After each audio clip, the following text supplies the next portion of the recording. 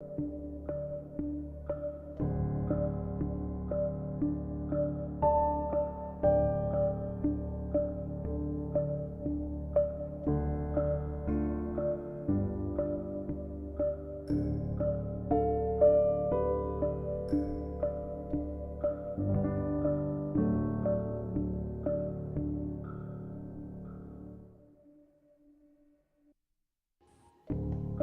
that's why I was like, hurry up and cut the green wire, because if you cut the red wire, it's still going to send electricity where you don't want it.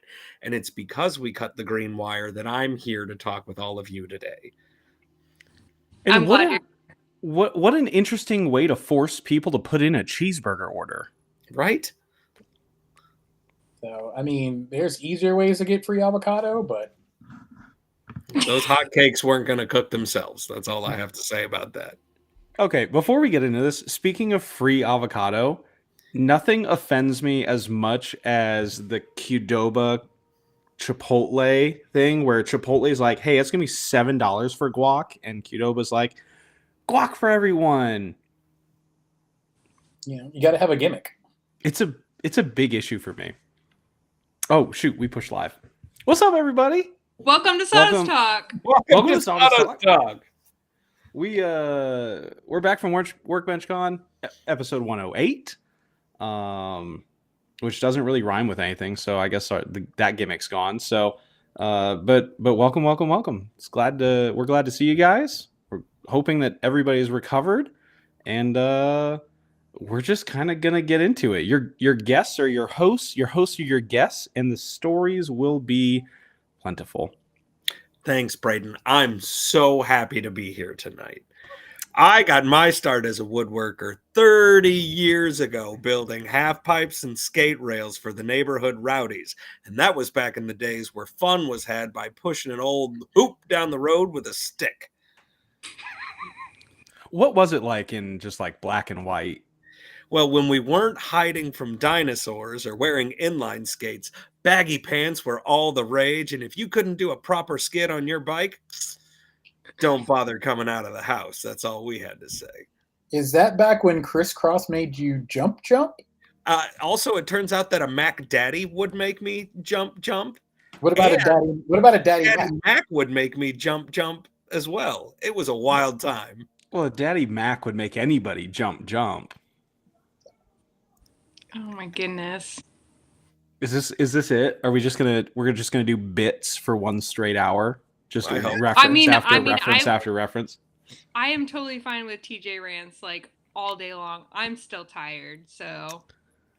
Okay, well, I guess before we get started, let's start with the TJ rant that we got the text about yesterday, saying, "Let me tell you, TJ, how do you feel about whole house water filters?"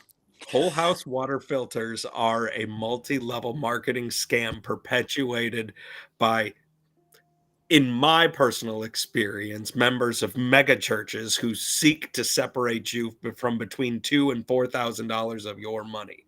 Now, I will clarify that if your home is on a well and you already have a whole home softener that you need to put in, filtering sediment out of your water is a good call. But on municipal water, a $2,000 whole house filtration system is like way overkill, and it can be done for like $400 and completed in under an hour.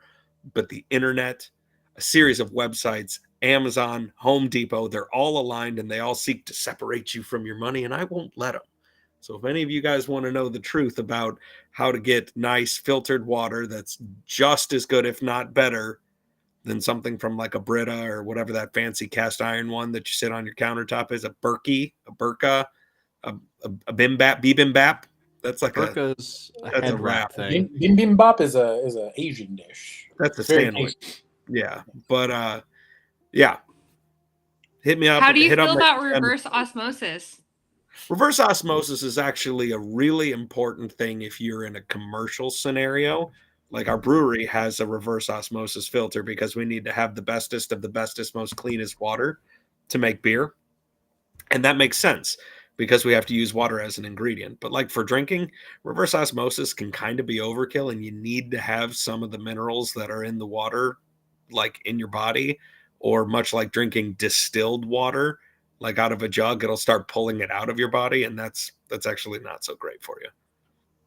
I mean, that's why, the older people are, the more healthy they are, because they used to drink out of a hose. I mean, you need dirt in your life. You use the word used to, like you don't still drink out of garden hoses? I've been known to. She's a city girl. They don't do that out there. Big city Jessie, come on. Big City Jesse has a Brita in every room, built into the wall, like the little water fountains where you just put your bottle in. You know what's funny is that my son, I was so excited to finally, with my kitchen remodel, have a fridge with filtered water and ice. I don't have to have ice trays anymore. So excited. He doesn't like the filtered water. He's like, Mom, this tastes like plastic. I'm like, That's what clean well, tastes it's like. fancy, okay? Yeah, I got a fridge what has the water on it. You're moving up in this world. Tell me it tastes good if it doesn't. I mean, I like it, but it was just funny. Before we get too deep into like big water, we should probably thank our big water sponsors, Georgia Supply Co. and Surf Prep Sanding. If you're sanding and you're not using Surf Prep, you're doing it wrong. Like, that's it. End of the line. You're sanding wrong.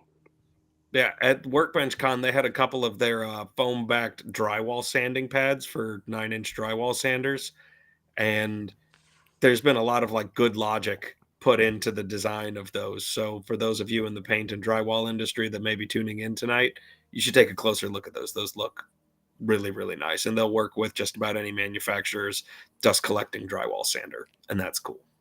They also make really, really aggressive frisbees. Yeah, it's a bit too much to catch with your teeth. 36 grit frisbee, no thanks.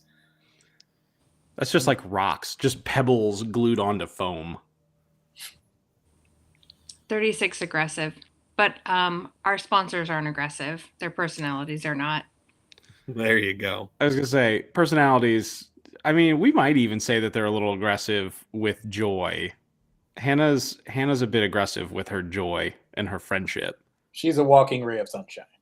You are gonna be my friend or else.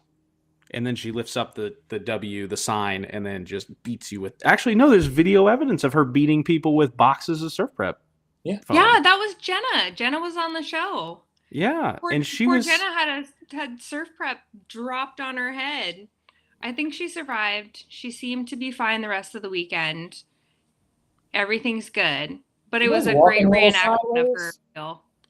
The lawsuits, I hear, are going to be just phenomenal, though. They're going to get to the nitty gritty of the details. On you. What's that, TJ?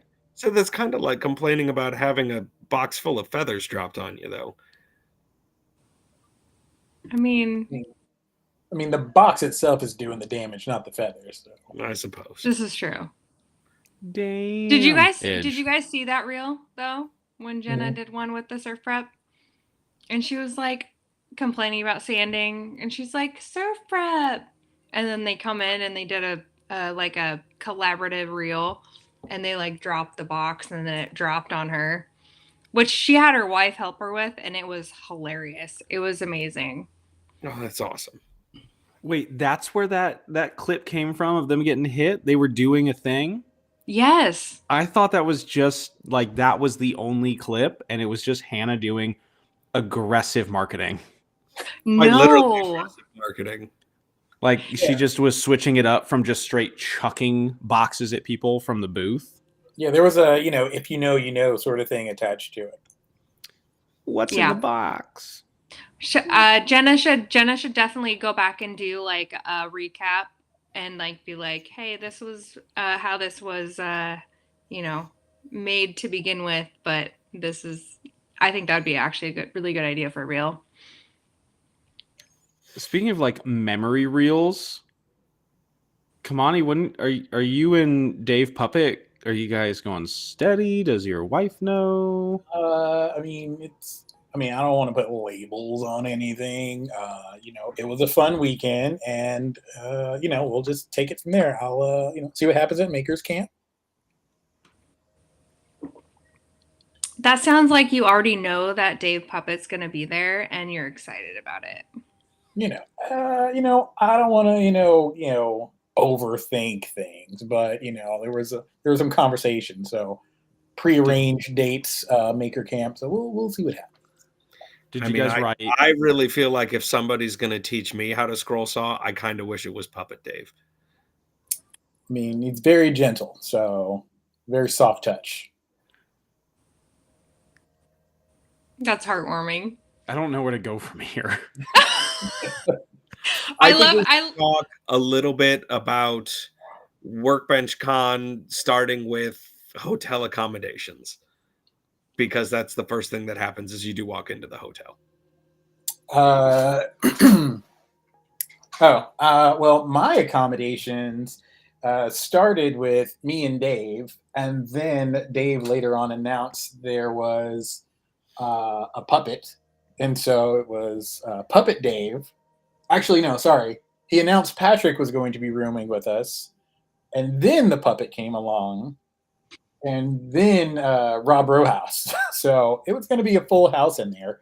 But Rob got another room, and Patrick likes to cuddle. So my accommodation was a full house in the Meow Suite. Why does that not surprise me that Patrick likes to cuddle?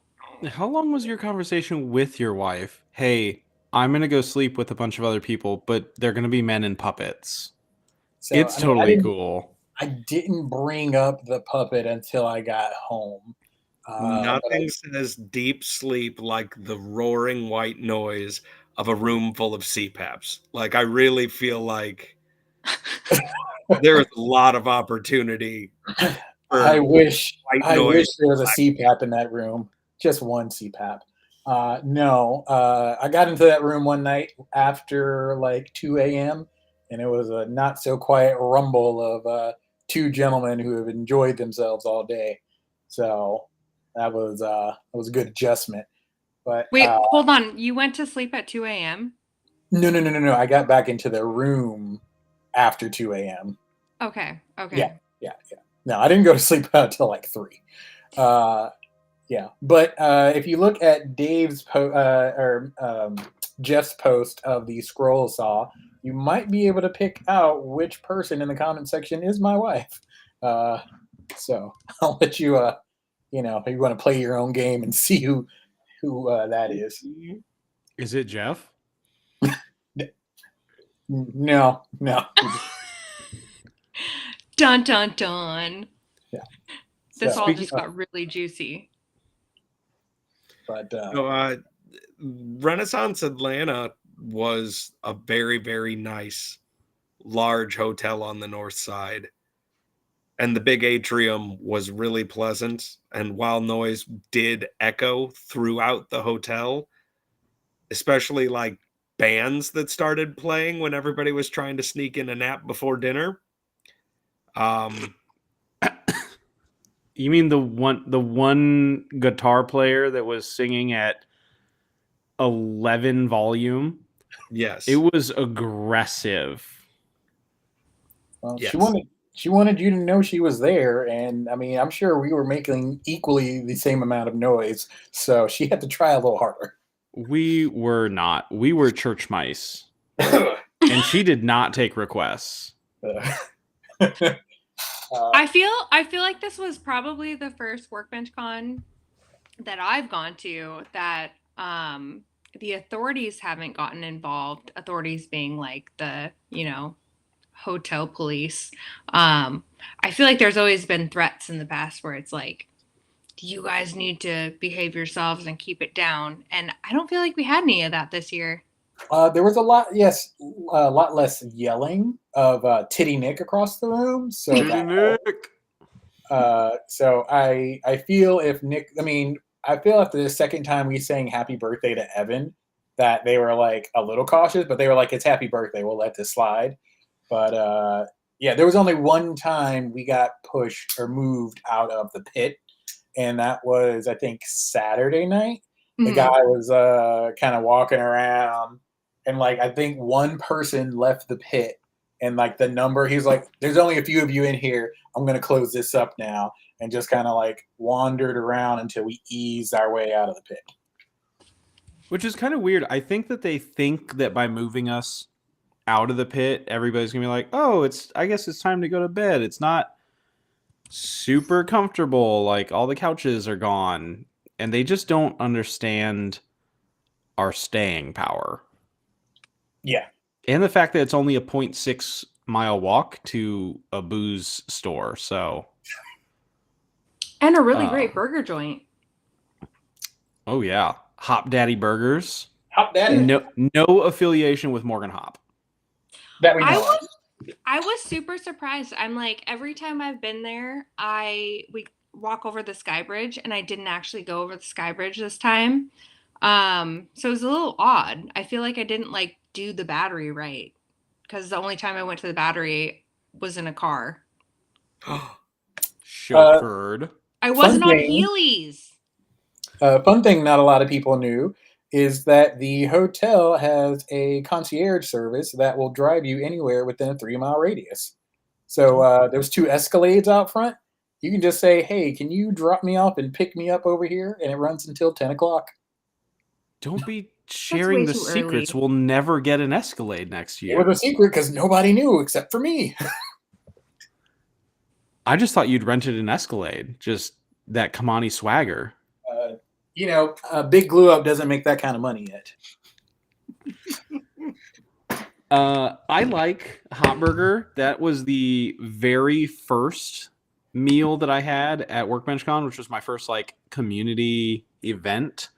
It's where I met and set my eyes for the first time on Peter Kapar. And it was my last meal this year. So it was kind of, it's like a full circle thing. It's just like whatever a circle is that's going to like keep bumping down the road next year. I mean, you say Peter Kapar, and I'm just like, because it was the heart on your shirt. I did have a Peter heart. In sequence. I'm still scared to go look at my credit card statements to see just how much like cumulative money I spent on bits, like jokes. It was a lot. I had Pete hats. I had my Pete sequin shirt, which let me tell you, you can overnight. They have no problem charging you for it. Most expensive, like Gildan undershirt I've ever purchased. But are you wearing a Frank hat? Yeah, I got my new Frank hat.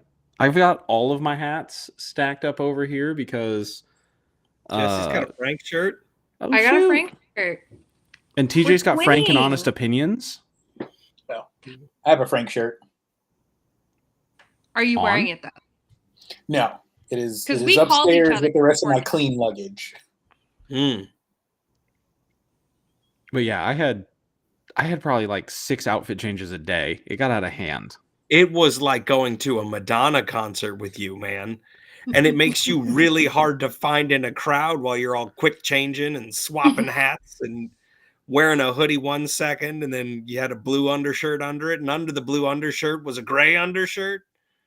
I was pretty much a math problem. Like if Braden brings 13 t-shirts, 6 hats, and 3 pairs of pants, how many combinations of clothes can he wear in 3 days?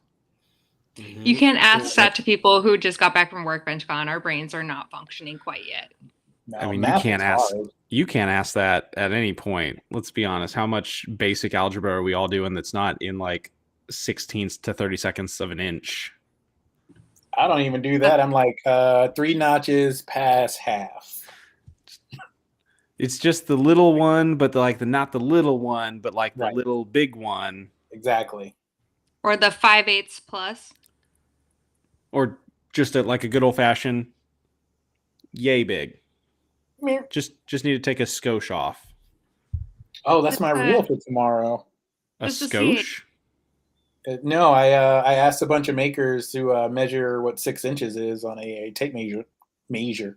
A measure? Tape measure.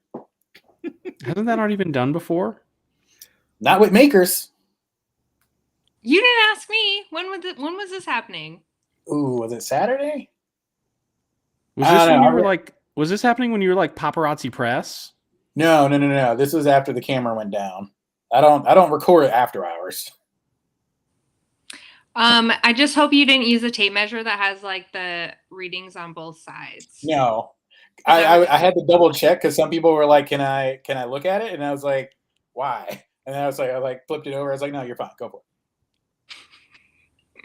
But I did it to one person, and then like everyone else around who was like, "Oh, I could do it. I could do it." So I didn't have to go far within the pit to get a bunch of people to do it. And then I was like, "Oh, I got enough content for now." Everything is Everything is content. content. Everything is Content. I'm really excited for like the next 2 weeks so that we can kind of like peter out from the WorkbenchCon memories reels, because finding like the one picture that you don't have, I don't need like 45 seconds to find the one picture. Everybody, I think next year we should just have a Google Drive and a QR code at the entrance that just says scan here and get added to the Google Drive. Put your pictures in here, and then everybody puts in like all the pictures. That would be amazing, because I've even seen people that have like posted their like recap reels, and I'm like, shoot, I have all of this stuff to send you still. Like, but are you gonna post a second reel about it? Maybe. I haven't posted anything yet, so. Yeah, so all the photos I took were primarily to give to TIFF, but I was talking to somebody who were like, where can we see these later? So outside of the ones I'm sending directly to brands, I think I'll just add to my web gallery, and then I'll post up a story where people can just go and look around. Because some of them are just very like candids of people doing stuff at the booths and just like being like super natural. So if you see yourself like working on a project at a booth, or hanging out with Total Boat or whatever, go snag your photo. But yeah, exactly, all the Braden things. But yeah, I'll probably just throw it up there and just let everybody kind of pick and choose what they want. I think that's awesome. I think that's a great idea. That's kind of like almost like a Mark Adams move, where it's like he takes 60 pictures of you and your group, and then he just sends them all. And he's like, here you go. Yeah. Like, pick what you like, pick your favorite. So. Did anybody eat breakfast while at WorkbenchCon? I had plenty of parfaits. The Henty. the best move, or like the best connection that I have managed to make in the maker community is when I travel, I attach myself to Pete and Emma, and there is always a plan, and there's always, okay, Braden, we're the adults, be here at this time, we're going to breakfast. So I got like full on breakfast every single day, and it was magical, and it was necessary. Yeah, that snooze place was delicious. Oh, snooze was so good. I had so many hash browns, which I haven't had in like 8-9 months. I ate every potato I could find. Yeah, insider tip: if you stick around on Sunday, snooze is not the place to go. Everybody and their mom and dad and grandma all went to snooze. Sunday brunch. Is that at what the it's brunch called? place? Snooze? Yeah, it's in the snooze. same parking lot as the burger place. Right next to Chipotle. Right across from Whataburger. Directly across the big parking lot from the wine and more store. Mm-hmm. Up the street. I can't get from over the hotel. how you could see a Burlington from there. Sorry. I can't get over how excited Dustin was about the Whataburger there. Oh, and man. he constantly wears his Whataburger hat, and he wore his Whataburger hat to Whataburger, and they thought it was like the most amazing thing ever. I mean, not amazing enough to give him free Whataburger. But, they should. Yeah, they are. I saw him Sunday morning, and he was like, man, you should just went over to Whataburger. Like, they have a great. I love their breakfast. Their burgers, honestly, as a Texan, I'm ashamed to say, like, I'm not huge into their burgers, but their breakfast is where it's at. So, but one thing for everybody who kind of had feelings about breakfast, there will be a survey that goes out in a few weeks or whatever about your WorkbenchCon experience, and you can definitely put in there. I miss the actual bacon and egg breakfast that they used to have. So What we really need is like the magical year where everything lines up. Because like last year, it was a like really good food, but the timing was always really bad. And then Yep. this year, the timing was just like on point, but the food was continental. The day that they line that up, oh man, it's gonna be the sunrise is gonna be brighter. The smells are gonna be deeper. The colors will be brighter. I mean, I feel for what they held off on breakfast, because let's be honest, a lot of people, if you get there on Wednesday and start partying, breakfast is not really your friend. They did make up for in the after parties. So after party 1 and 2 was pretty good. It was. Okay, Yeah, so absolutely. so we're kind of jumping all over the place here. So I guess day one went like most of us got in Wednesday, right? Jesse, you got in Thursday? I was Thursday. I was a late one. Nerd. TJ's fine. I know. He drove. He got stuck in traffic. I think I'm convinced that Wednesday's the day to get in. Like, there's too much going on Thursday. Wednesday's like an easy party hangout time. Like, there's not as many people there, so it's a little calmer. But I think Wednesday's definitely that's the move. And then Thursday, you have all day to recover from hanging out with all your friends the night before. And then all the booths are starting to go up, and then you check in, and then the conference starts. So I have officially not actually shown up in time for registration ever. And I think it's me thinking that I can travel from the West Coast to Atlanta and get there in a reasonable amount of time. But then every time I get there, there's so much traffic. It takes like an hour or more to get to the hotel. And then registration's like closed. So I never get my badge the first day. Even if you'd gotten there on Wednesday would be time, better. you weren't going to get your badge the first day. I know. Our badges were hiding. We had to go find them. my badge was in a special place. Special. My badge, I didn't get my badge until Sunday morning. was it Friday afternoon, like afternoon, and it didn't even have my correct handle on it. What handle did it have?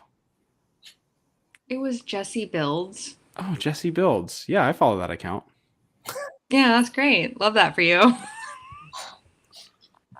I was like, I waited so long to get like my official badge because mine was just like written out on a little card, and then I got it, and I didn't realize it for like 2 hours. I was in the room, and I was like, "That's not even my handle." So I just put a sticker over it. Whoever has the Jessie Builds like Instagram handle is just looking at their account like, where are all these new followers coming from? What is happening? Ironically, the very first year I went to WorkbenchCon, there was one girl there who I hung out with, and she kept tagging me as Jessie Builds. So I've met Jessie Builds via like, why am I getting tagged in all of this stuff? Because I'm not even at WorkbenchCon, but so yeah, maybe that's the irony. It all just came full circle. It's a circle. It has no end. So, anybody in the section, I'm monitoring the chat for your shenanigans. So, anybody who has questions about WorkbenchCon that wasn't there, feel free to ask. And anybody who has any input or questions about if you were there, go throw those down in there. I'll do my best to keep us on some sort of answering track. So, TJ, this was your first year. You've never been to WorkbenchCon. Yep. Give us the rundown. What were your thoughts? What were your hopes and dreams?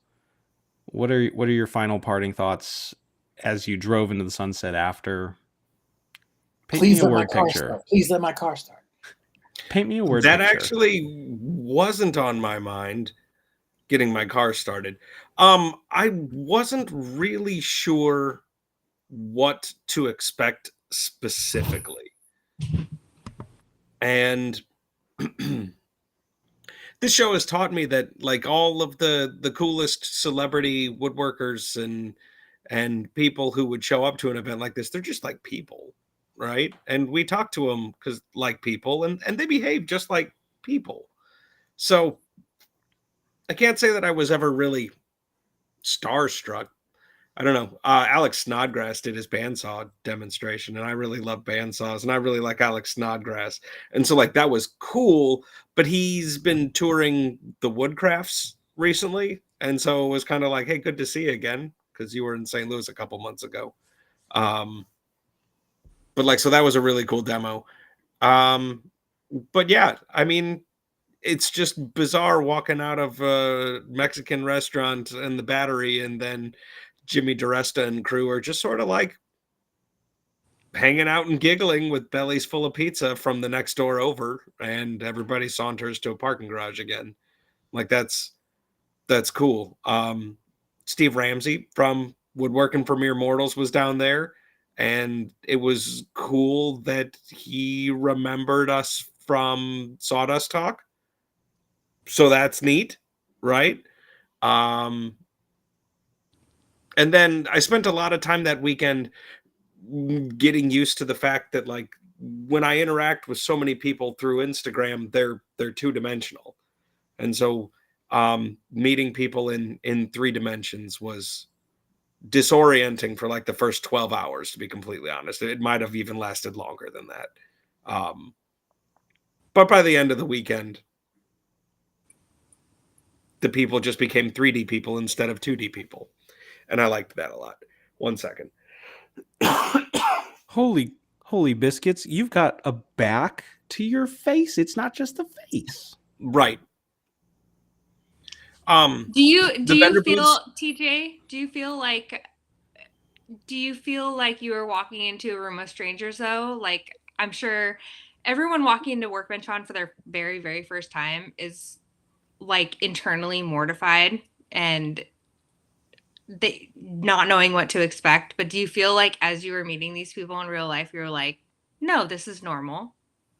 Yeah, but again, like there was greater than 20 people there that I know I've had conversations with longer than an hour through the internet portal, Yeah. you know, on more than one occasion, right? So it was like it was high fives and hugs, not hey, how's it going? Nice to meet you, right? And that was really cool. Yeah. Yeah, Jessie gave me a hug so big it made me swoon. It was wonderful. I got the vapors. Wait, did anybody get this on camera? I don't think so. You were the one holding the cameras. I feel like I tried to capture your embrace with Braden, and I know I wanted to lift him in the air like Dirty Dancing so bad, and I failed so miserably at it, but that's okay. Darn I had it. also been sitting in a car for like 12 and some change hours, so. Next.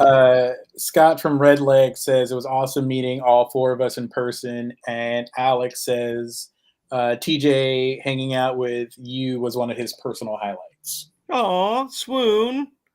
Alex is Duffy?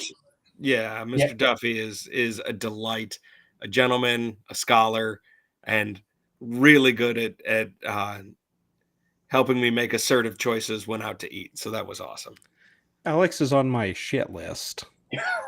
What? Oh, oh, that was I'm sorry. There's an internal question. Not because of anything with WorkbenchCon. He and Kara just announced that their Maker Collab project just got sponsored by Gobi Walnut, and at that point, I just kind of wonder what's even the point anymore. They're just gonna put a plank of Gobi Walnut out, and everybody's gonna go, and then they'll win. Braden, do we need to do a Maker collab sponsored by TJ's Secret Wood Stash? What is this? What, my embarrassing pile of hardwood out behind my house? Wait, I can even the odds. I still have my box of Gobi walnut. Oh, anybody have any burl slices they want to donate to a make that I'm working on? How big? Not too big. They're gonna fit. They need to fit into like a 17 by 11 mold. Okay. Thick. Do you It's want gonna- live edges on it, or do you want a 17 by 11 piece of burly walnut root slab? It can be small slices. It can be, like I said, I'll put one like maybe in the corners, maybe one in the middle. I don't know, depending on how it looks. But it's going to be for charity. To switch topic, it'll be. I'm doing it for Make 48. Yay! And once it is done, part of my mission is to raffle it off or sell it and donate the proceeds. So it will be going into the mix for Makers for St. Jude. So it'll be a combo project of I'll get it from one end and then it'll go for Makers for St. Jude once it's all done. I love Nobody I that. might have puts some burl stuff in the that will corner. suit your needs, Kimani. We'll chat after. All right. I feel like WorkbenchCon kind of turns into like it's almost it's an invigorating thing and it gets everybody pumped up for stuff. So I think that's one thing that we've been talking about amongst the four of us is, you know, what's next for Sawdust Talk and where are we going this year? And there is definitely some stuff we need to talk about. Are we talking about the RV road trip? No, Oh, I'm talking That's- about Makers for St. Jude. frick. The RV trip's going to take off one day. It will. I mean, like I'm in and have access to one. We could take an RV trip. But anyway, after Makers for St. Jude's. No, I'm really excited for some of the stuff coming up with Makers for St. Jude. And I think that anybody that's listening should take a look. Do us a huge favor, go follow that account, Makers for St. Jude. Great guy running that account. I mean, Mike's the they're- best. I know. Like, it's a I'm like- delight. yeah, but we have And then a double lot of- back and watch his episode also because it'll just make you Mm. full of joy. It does. And I mean, just like, I think at WorkbenchCon, that was a cool thing too, is with being able to talk to, you know, these big brands and sponsors, and everyone's excited about this. So there's a lot of cool stuff. I mean, what do we, Total Boat's on board now?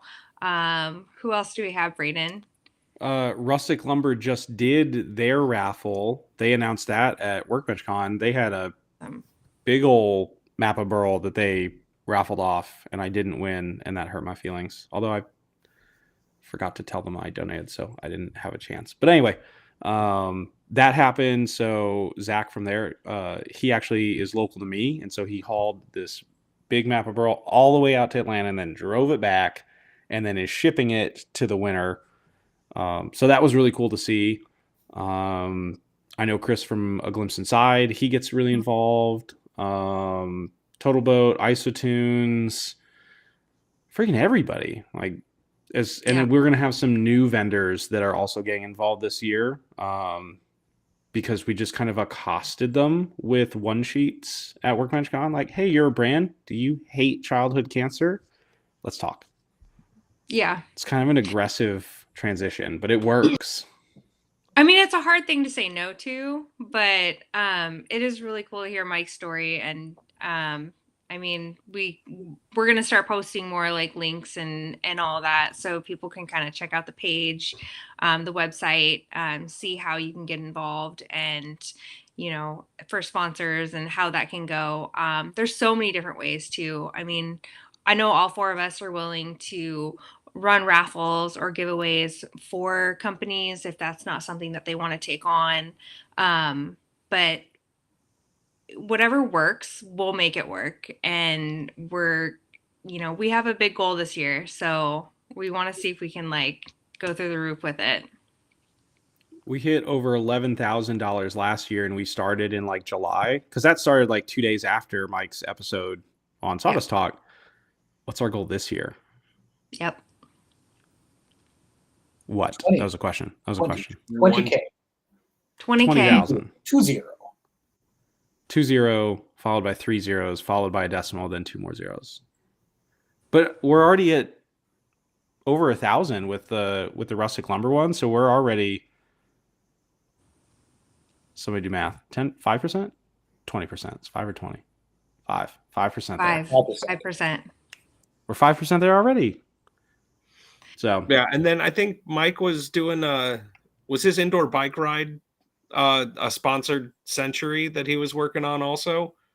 We need to touch base with him again. I don't know if that was an indoor bike ride for charity or if he was just having a streaming fitness moment, but he might have been doing like jump rope for heart on a stationary trainer.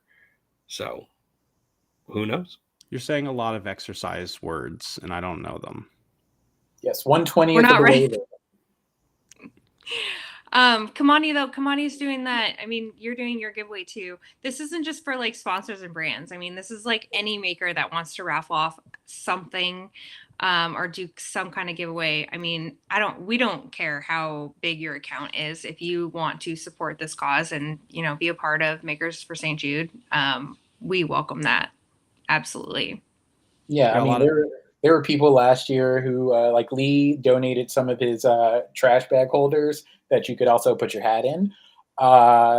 People made like cutting boards and chessboards and all sorts of like, you know, carved items. So there was a lot of like handmade gifts. My buddy Josh made his custom picture frames, which were awesome. So yeah, there were a lot of things that went out. We got people in the chat right now kind of talking about. We have Temecula Yard Games is giving away. He'll be offering a custom cornhole board. So you know we're approaching cornhole season, everybody. So you know if you're not making cornhole boards now, you're already behind the game. And Tyler's going to be on the show here in a few weeks, so we can chat with him more about that too. I'm excited.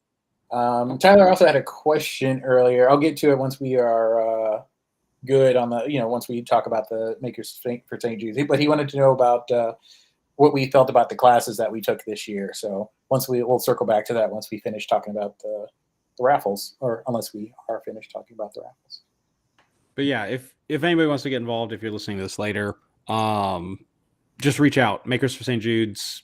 Reach out to any of the four of us. We can get you hooked up. We'll figure something out. We're a crafty bunch. We're scrappy. Yeah. So, you know, I'm donating every dollar of my proceeds from my OnlyFans account this year. So, oh my God, stop! Listen, hey. You can also check out the page on Makers for St. Jude. And it lists all, you know, everybody that did stuff last year. So, you know, if you don't feel like you can reach out to us, like reach out to one of them and just ask them how their experience was.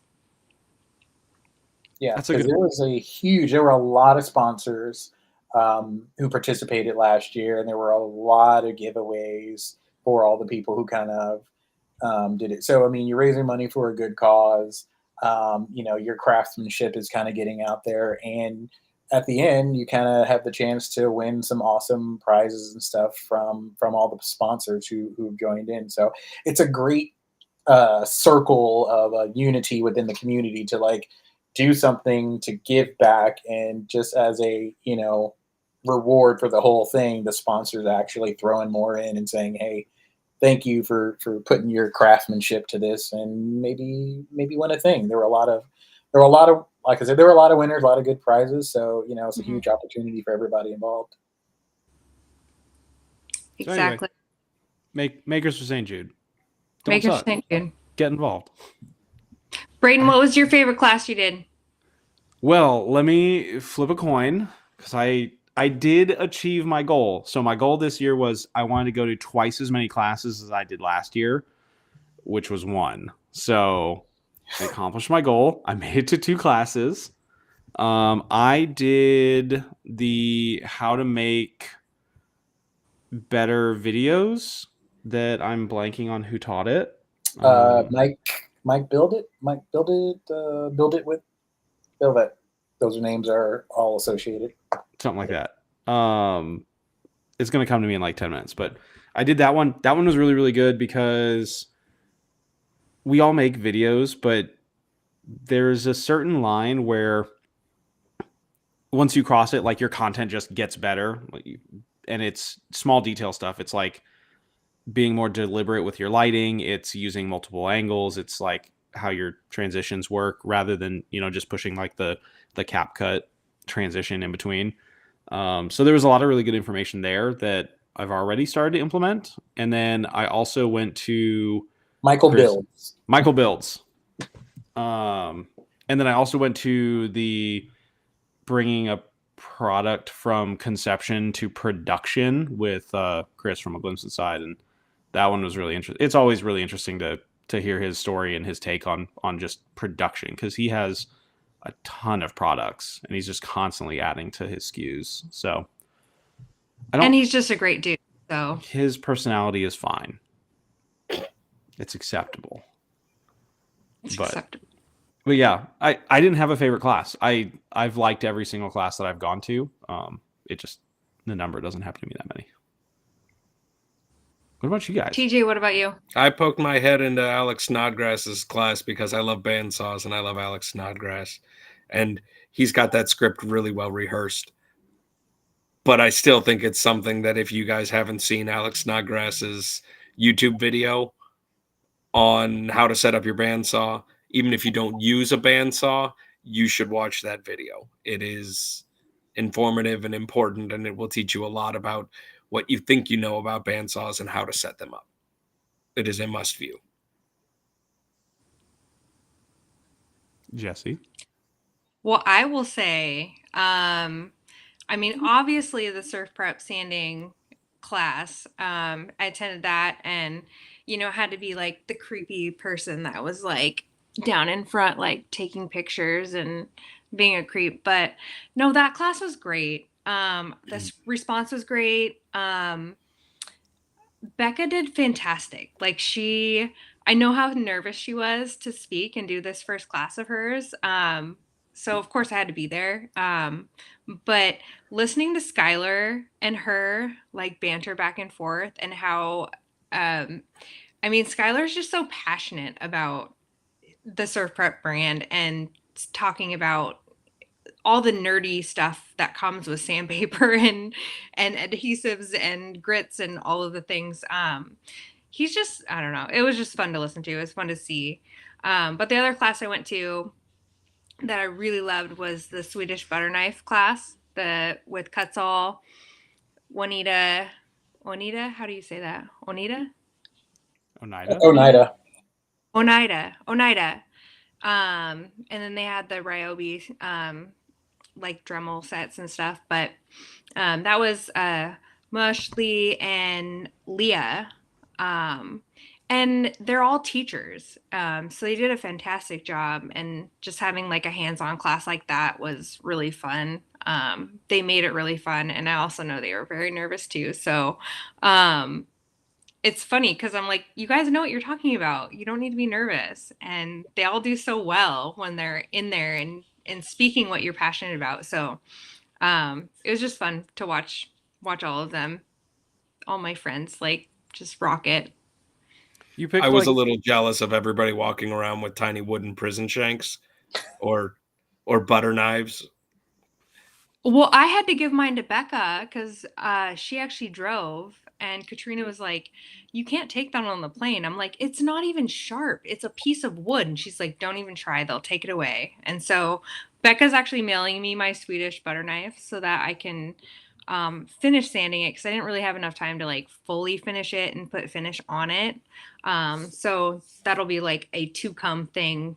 I'll have to post about my finished Swedish butter knife. I feel like you going through TSA would have been like the scene. Get that Spurtle out of here. I feel like the poisonous Spurtle. You going through TSA would have been like the scene in Talladega Nights. Not my prison shank, Nana. Mm-hmm. Yeah, I mean, I took a 3D printed folding knife, and nobody stopped me. So really, yeah. My wife was like, "What are you doing with that?" I was like, "It's going." It was like, "You're gonna get kicked off the plane." I was like, "That's fine. I already traveled to 2 different flights with it." So. Oh my gosh! Well, it's plastic, so it probably doesn't even show up on the X-ray stuff. Exactly. Which really gets into our main topic of the night: 3D printed stuff just waltzes right through TSA. What's the point? We should get on our plane so much faster. TJ, we're not trying to get canceled. Can you just like... You're making me worried. Me? Oh, no, sorry, Braden. That was just such a TJ rant, like, style left turn that she's just oh, it's TJ. Yeah, get the Chiron out and say, don't put 3D printed anything through the airport, especially that thing that gets people in trouble for 3D printing it. Yeah, put that on. Don't 3D print potential weapons that think they get through TSA.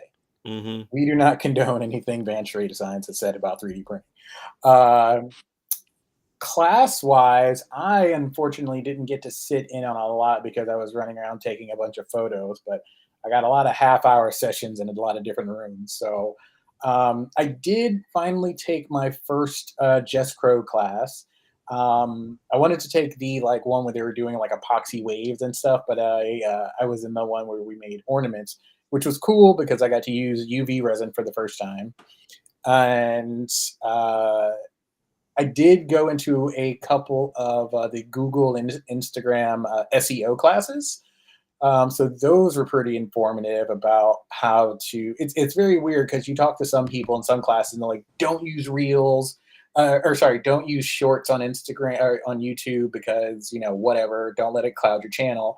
But, when talking with the lady who does the Google SEO, she's like, oh, use shorts and make sure when you're using shorts to put all this information in and all these details and make sure that your put links to the full video in your description. And then when you go to your videos, if you have a video that links to a different video, make sure you update all of those links so they keep tying to each other. And so, yeah, there was a lot of information, what do they call it? Backlinking. Of just making sure your content. So there was a lot of information there. And in let me see if I can remember, it was another SEO class where it was kind of the same thing, but he was doing it through blogs. So if you do it through a blog, make sure your blog links are up to date. There are resources out there to make sure your links are up to date. Also on your website, there are also resources to see if anybody links to your content.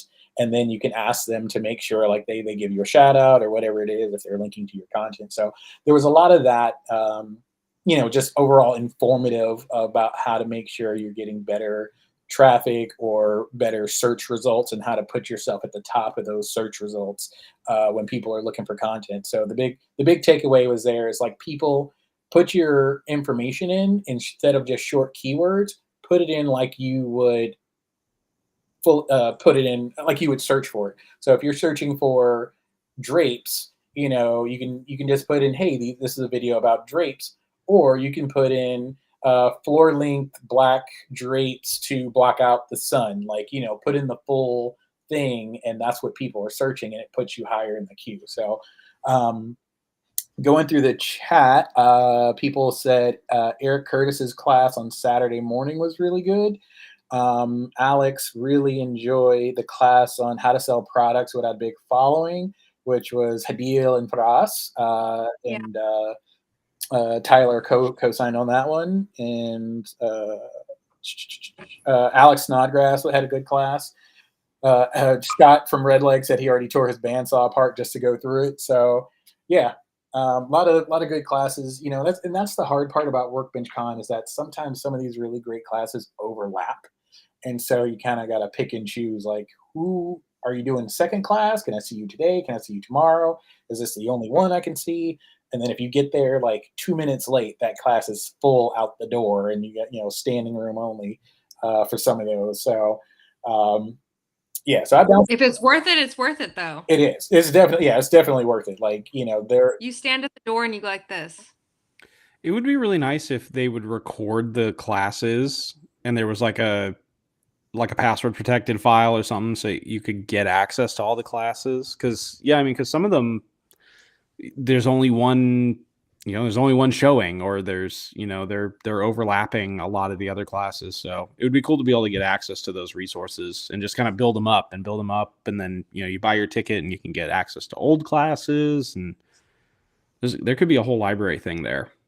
Yeah, that's been a consistent theme for like the last, as far as I know, for like the last couple of years. People are like, these classes overlap. It'd be really good if there was a way to see them later, or we pay for a ticket. Is there any way like you can record the class? And I know some of the people like last year they were recording the class, recording their presentation. So I think some of them were like, "Oh yeah, I'll have this up on my site," and a few of the classes had like a QR code or something at the end where you can, or a link where you can go get the slide deck or some of that information. So that was really helpful because I walked into some classes and was only there for like 30 minutes, but I was able to like get the link to the slide deck so I can go back later and catch up on what I missed. I know Joe Jacks does that with his class, and he'll like email it out to everybody that actually showed up to the class. He's like, put it on a list, I'll email it to you, you can watch it back later, which I think is really cool.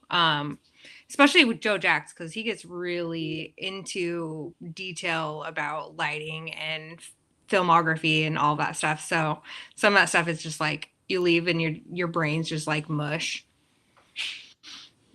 Well, that's the beer. But also the content. Oh, TJ, are you getting tie-tie? A little bit. Time and space have become meaningless in my house. I'm excited that it's still Wednesday. I would also like to comment on how, because I had a car with me, I was able to go on a handful of adventures in Marietta, Georgia. Yeah, to you like acquaint myself disappeared. with the surrounding areas. Where did you And go? I went to like 4 pawn shops looking for old school Nintendo games, just kind of like on a whim. There's a Harbor Freight in Marietta, and they don't have an open box or as is table at that location. They keep it all at a central warehouse, and that made me a little sad because those are the kind of deals that I really like scooping up. I kind of struck out on old school Nintendo games, which was a little bit of a bummer. But I did find an incredible taco shack, mind-blowingly good birria tacos, and they also do ramen de birria there also, which was awesome. And so if you're in the Marietta area again and you want to go get dippy dip birria tacos, tacos locos or locos tacos, or I don't know, it's like first hit on Google. Like I didn't try that hard, but boy, did I luck out with what I found. It was a delight. Somehow you always make me hungry on these podcasts. There's always a point we talk about food, and I'm always like, I'm starving.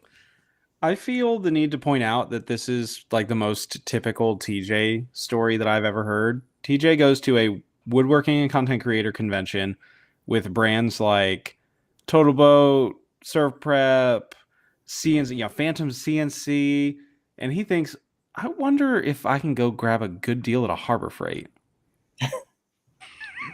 Shopsmith was there, man. You didn't have to go too far. They had everything. I know. I talked with the Shopsmith folks. They were delightful.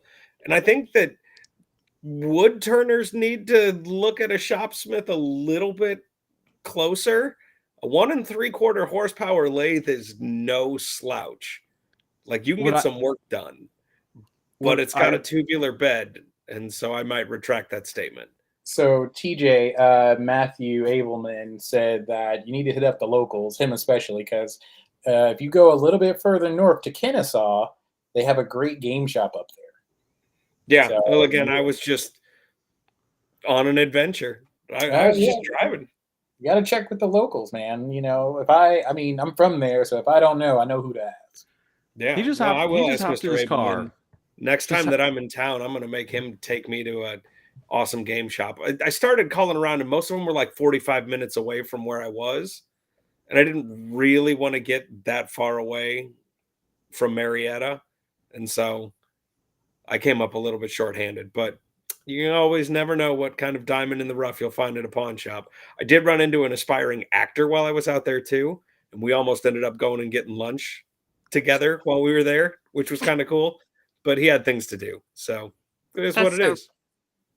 This is the most TJ story I've ever heard. I see it in my mind. You went up, you checked out the booth, and then you're like, you know what? I'm going on an adventure. And then you started humming the Indiana Jones theme, and you're just dun, dun, dun, na, na, na, na, na, like walking through the big city. And then you're like, I'm a freshen up. You go get your hair cut. I did. Go I get got a yourself some makeover while I tacos. was there. TJ went to the conference and spent half of a day going to Harbor Freight and Sports Cut. And getting a pedicure, I'm sure. Yeah. Yeah. Hair's done, nails done, everything did. I'm telling you. When in town. That's why you look so fly on Saturday night. That's right. Look, man, there's a lot of cameras pointed at me. I had to sparkle. Well, that and the 20 pounds of separate gold chains you were wearing, that was a real surprise. They don't call me Mr. T for fun. I also pity the fool. I had no idea where you got the velour tracksuit. Oh man, you can get those anywhere. Yeah, I mean, it's left over from a bachelor party I did last summer. Right, but customized with your face on repeat? Like, well, my mom's got an embroidery machine, and that image of myself making out with myself on the back with the crossed battle axes. I mean, that's just a family crest, really. So, again, I don't know where to go. I don't know I where to go can't. from this one. We did just hit an hour talking WorkbenchCon, Makers for St. Jude. We should probably thank our sponsors once again. Yeah, I want to take a second to talk about our sponsor, Hannah, if that's okay. Please. Rap, sweetheart. Hannah has been a wonderful sponsor for the show. And most of my interactions with her prior to WorkbenchCon have been in a very professional and straightforward type environment. But getting a chance to get to know her and like go out to eat and help her set up her booth and like meet the human that isn't a brand ambassador was awesome. And it made me even more excited to have her as a sponsor for our show. So, like the product's good, the people's good. I had a wonderful time getting to know our sponsors on a much more personal level, and that was fun. Amen Hannah's to that. Fine. Hannah's fine. She's okay. Don't she make had me cry. She had me convinced at one point I didn't actually know how to pronounce her name. Like, we left dinner, got in the car, and I was like, "Hey, Hannah," and she's like, "You know it's Hannah, right?" I was like, "No, but I'm delirious with exhaustion. So is it Hannah? Like, please, Skylar, help me. I need an adult." And she carried it for like 20 minutes. Like, yeah, it's definitely Hannah. And she had me sold. Like, I was like, oh, well, I guess I'm an asshole. I feel like Skylar can't lie though. No, he can't. Like, that man does not have like a poker face. So, but yeah, we hopped out of the car. Laughing. Yeah. Oh, but yeah, they laughed. They commiserated. We talked about owning a business and trying to build things over the last 4 years. It was a really, really great dinner. Alex, Mr. Duffy, was sitting right next to me for all of it too. And yeah. Oh, and we had Malcolm at that dinner. That was a solid dinner. Oh, okay. We didn't even get to talking about how Malcolm makes my heart grow to the size of 10 TJs plus 2. He like washes the Grinch off of me with his own grouchiness. And I think it's just because when he gets upset, he gets so adorable, right? He's wonderful. He's like wholesomely upset. Yeah, it's wonderful. No, by the end of the conference, he was having himself a rant, and I just had to stop him, and I was like, "Look, dude, I get why your wife married you. You are so cute when you're angry. It's ridiculous." So we were in line at Hot Burger, and Malcolm was like, he was hangry because people were like, "Hey, let's go to dinner," but they were like waiting around. He's like, "I'm just gonna go."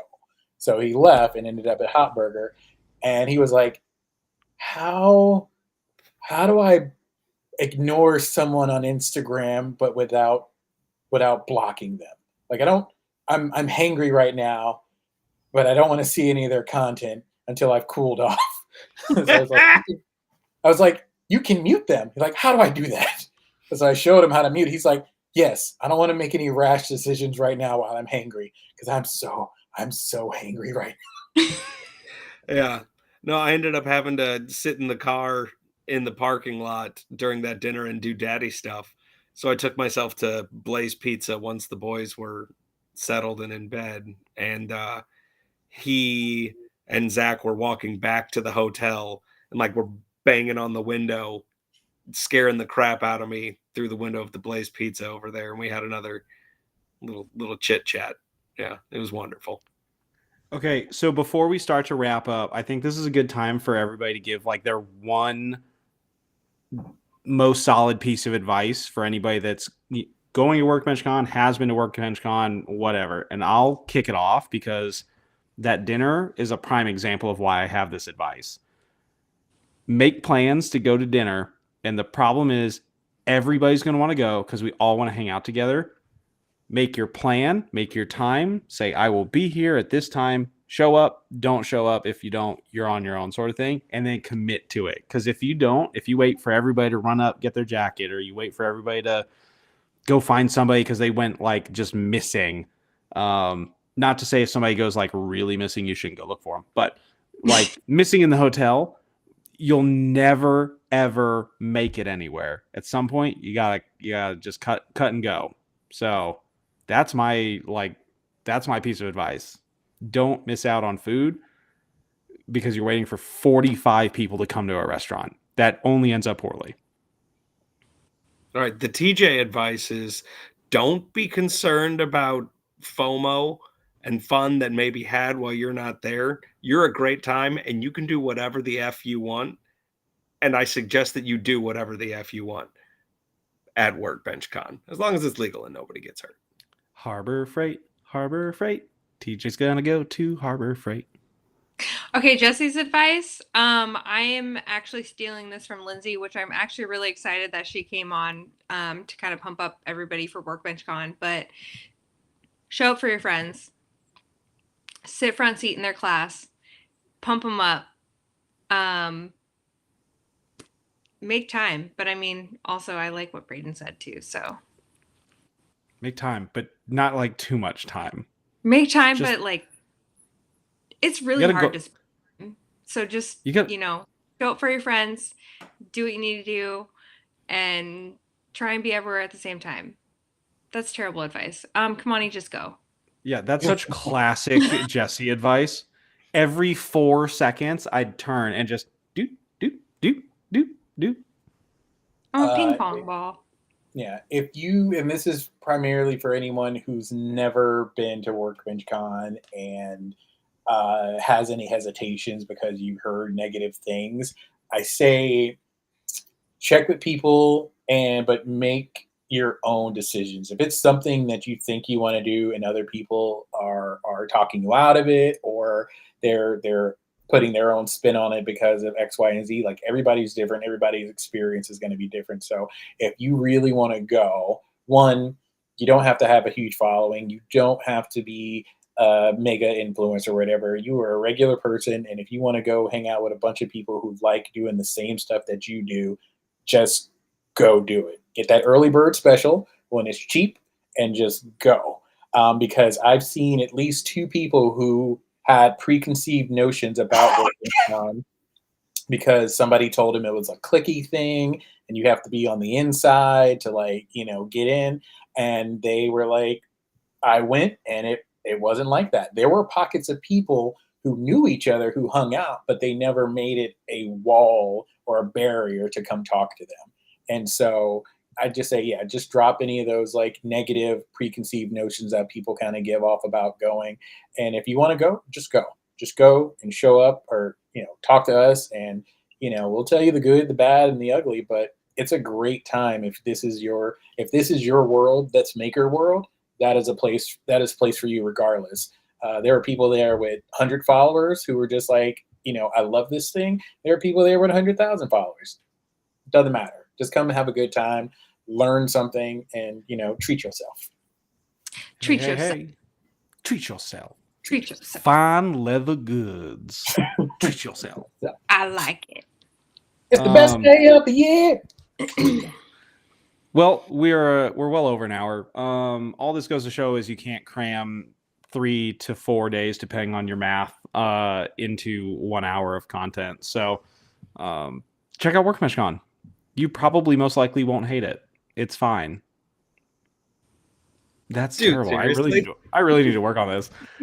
Well, it's fine in the sense that we talk about it for 6 months out of the year. So, extrapolate from that.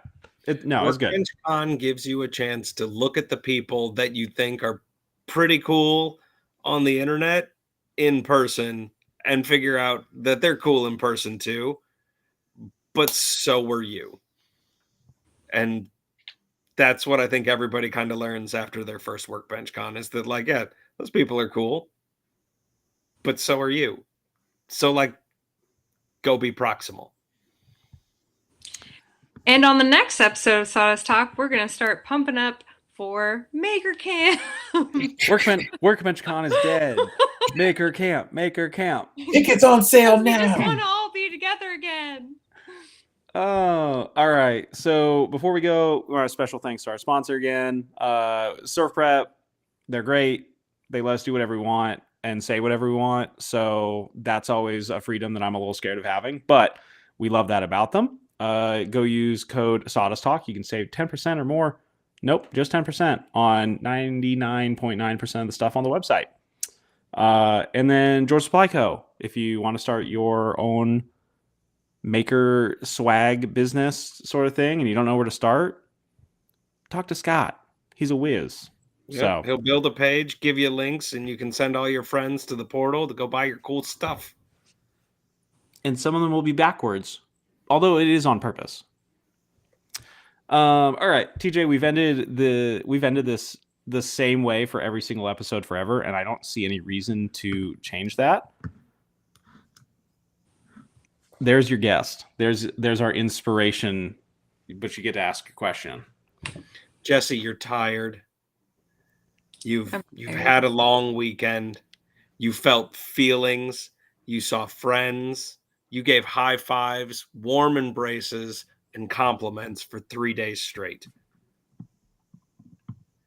Could you possibly have the energy in your heart to share with all the other kids watching our show this evening a reason to kick open their doors and to go make a mess and to go get rad in whatever their workshop may be? All I can say is this community pumps me up so much. I'm super excited about this year. I mean, WorkbenchCon is one of those events that just like makes your heart grow and get excited about making and doing things and collaborating. So yeah, I mean, lean on your community and go do some stuff. Go do some cool stuff. You heard it here first. Go do some cool stuff. Go do some cool stuff. We'll see everybody next week. I don't know what we're gonna do, but same bad time, same bad channel. Bye-bye. Bye.